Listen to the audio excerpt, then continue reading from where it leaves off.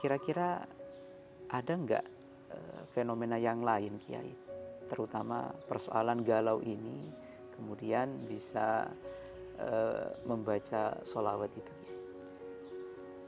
Mungkin melanjutkan dari yang tadi itu, bahwa menangis itu adalah anugerah, sehingga orang yang bersolawatan ini kemudian menginginkan anugerah yang lebih besar dari Allah Subhanahu wa Ta'ala.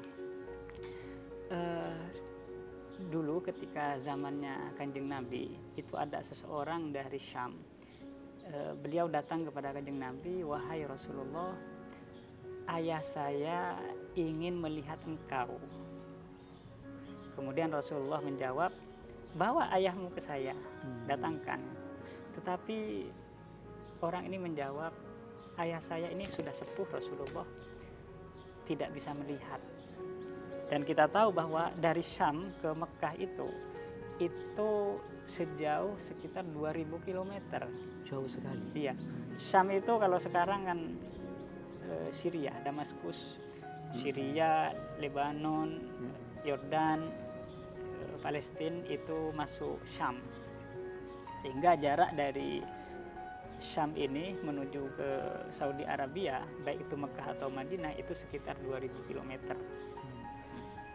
Nah, kan sulit kalau untuk membawa orang tuanya, itu pun orang tua yang sudah sepuh dan tidak bisa melihat, sulit. Betul. Kemudian Rasulullah merintahkan agar orang tuanya itu membaca sholawat Khidir selama 7 minggu.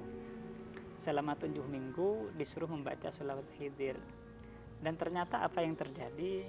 Ternyata orang tua yang membaca ini melihat Kanjeng Nabi di dalam mimpinya. Allah. Itu kan luar biasa, anugerah luar biasa. Masya Allah. Apalagi banyak yang menyebutkan bahwa kalau sudah bisa melihat di dalam mimpi, maka insya Allah bisa melihat yakdotan dalam alam sadar, kan seperti itu. Dan ini ada 2 sholawat yang banyak disebutkan karena faidahnya, yaitu ada sholawat Khidir itu sendiri dan ada sholawat Nuril Anwar. Nuril Anwar. Ini kedua-duanya sholawat ini banyak dikisahkan dan banyak diceritakan. Dengan membaca ini insya Allah akan mendapatkan anugerah melihat Rasulullah SAW. Walaupun semua sholawat itu memang faidahnya adalah menyambungkan hati kepada Rasulullah. Artinya tidak menafikan sholawat yang lain. Cuma mungkin karena banyak yang mengalami ketika membaca 2 sholawat ini kemudian bisa melihat Kanjeng Nabi di dalam mimpi. Bisa berjumpa dengan Nabi walaupun di dalam mimpi. Dan itu yang menjadi harapan kita semua, Kiai. Betul. Dan tadi menarik, Kiai, berarti itu juga menjadi kaifiyah cara membaca sholawat Khidir istiqomah selama 7 minggu. Iya, 7 minggu. Insya Allah akan dianugerahi bisa berjumpa dengan Nabi. Iya. Walaupun hanya di dalam walaupun mimpi. dalam mimpi. Itu ada di kitab Abdulus Sholawat ala Sayyidi Sadat, itu ada itu. Oh, keterangan karangan tersebut. Yusuf bin Ismail An-Nabhan. Betul. Luar biasa, Masya Allah. Semoga bisa sama-sama dianugerahi, Kiai. Amin, amin. Amin, ya Rabbal Semuanya Alamin. kita ingin mendapatkan anugerah bisa dihadiri Kanjeng Nabi walaupun di dalam mimpi. Amin ya Rabbal Alamin. Nah, kalau bagi santri, Kiai, ini juga menarik, terutama di Pondok Pesantren Salafiyah Syafiyah Sukoharjo. Kira-kira ada nggak sholawat bagi mereka yang sedang mencari ilmu? Nah, untuk yang ilmu ini, sholawat yang tadi tuh, Nuril Anwar itu. Nuril Anwar. Iya, itu faedahnya juga memudahkan di dalam memperoleh ilmu. Dan sholawat yang biasa dibaca oleh santri dan itu diperintahkan oleh Ki Haji Raden Ahmad Az-Zaim Ibrahimi, yaitu sholawat Fatih. Sholawat Fatih. Sholawat Fatih itu bisa membuka salah satunya adalah pikiran kita, kemudian batin kita agar mampu menerima ilmu dengan lebih mudah. Oh, makanya wajar kalau ada santri baru maharnya pakai sholawat Fatih. Sholawat Fatih 10.000 kalau tidak salah. Oh, betul. Itu kan jadi luar biasa. itu bisa membuka mata hati, Betul. terbuka untuk gampang menerima ilmu. Betul. Masya Allah, para santri nanti bisa istiqomah terus untuk membaca sholawat Fatih dan sholawat Nuril Nuril Anwar. Anwar. Betul. Nah kemudian Kiai, ini kan hampir musim mudik ini. Betul. Musim mudik ini. Jadi kalau yang ke kepulauan bisa naik kapal, pesawat, mobil, dan kendaraan-kendaraan yang lain, Kiai. Nah, Betul. ada nggak Kiai juga sholawat agar supaya tidak cemas dalam perjalanan itu, Kiai?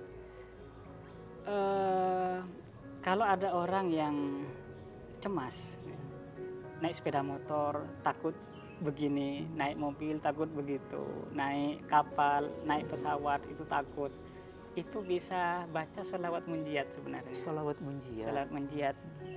Sholawat munjiat itu manfaatnya menghindarkan seseorang dari semacam kecelakaan itu. Itu juga ada kisahnya gitu. Ada kisahnya, sebagian ulama itu berkisah bahwa ada orang yang naik kapal laut, kemudian tiba-tiba ada ombak yang besar, ada badai, dan anehnya ketika ombak itu datang, dia tertidur. Di tidur itu dihadiri oleh Rasulullah, kemudian disuruh membaca sholawat munjiat itu. Allahumma sholli ala sayyidina Muhammadin sholatan tunjina, kan begitu kan, yang menyelamatkan kami, seperti itu, dan seterusnya. Dan alhamdulillah kisah yang tadi kemudian selamat dari badai. Selamat dari badai semuanya. Masya Allah, luar biasa. Ini para pemirsa Taretan Bening Mania, masyarakat seluruhnya, ketika mudik bisa mengamalkan sholawat ini. Insya Allah tidak lagi cemas, perjalanannya aman dan lancar. Amin. Kemudian mungkin yang terakhir, Kiai, kalau misalnya tadi kan galau, Kiai, kalau kemudian sakit kepala atau sakit-sakit yang lain, Kiai, ada nggak itu kemudian bisa baca sholawat juga secara khusus, ada sholawat khusus itu? Kalau berkaitan dengan sakit-sakit medis ya, atau juga mungkin sakit yang sifatnya batin atau non medis, itu ada 2 sholawat yang sebenarnya kita sering dengar di musola-musola, di masjid-masjid, yaitu sholawat tibil qulub dan sholawat tobibiyah.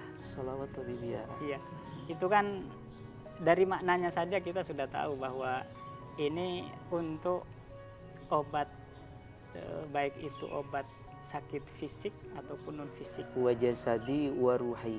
Iya. Wa tabibi qalbi. Wa tabibi qalbi. Wa jasadi. Gitu.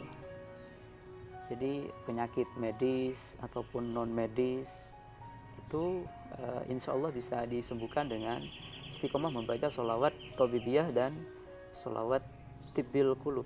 Insya Allah dengan ridhonya Allah. Dengan ridhonya Allah, insya Allah mudah-mudahan disembuhkan. Betul. Sholawat tibil qulub juga dikenal sebagai sholawat syifa. Betul. Makanya kan syifa itu kan sembuh, kan begitu. Sholawat kesembuhan, sholawat obat.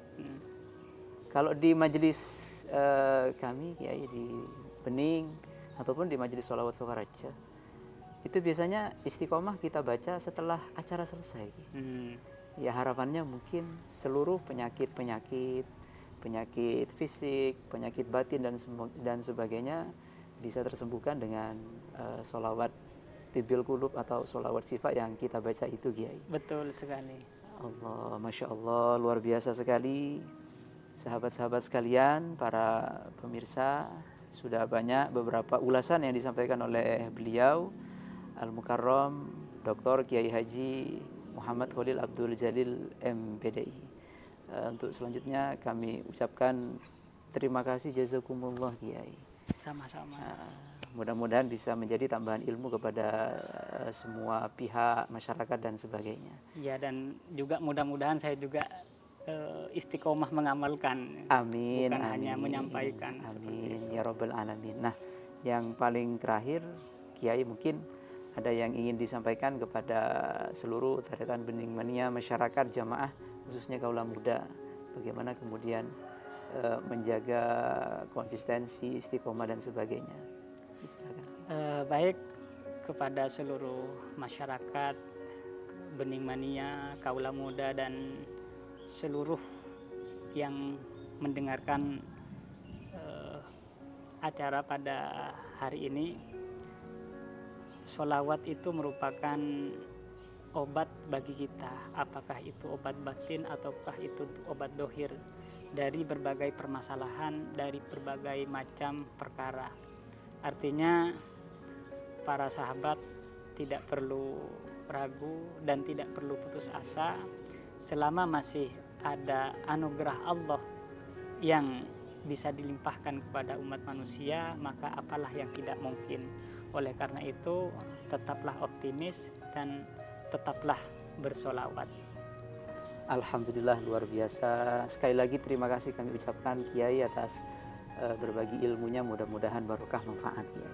Amin. Amin ya rabbal alamin. Baik sahabat-sahabat sekalian, demikianlah bincang-bincang santai kita dengan tema Fadilah Sholawat, keutamaan sholawat, faidah sholawat pada kesempatan kali ini.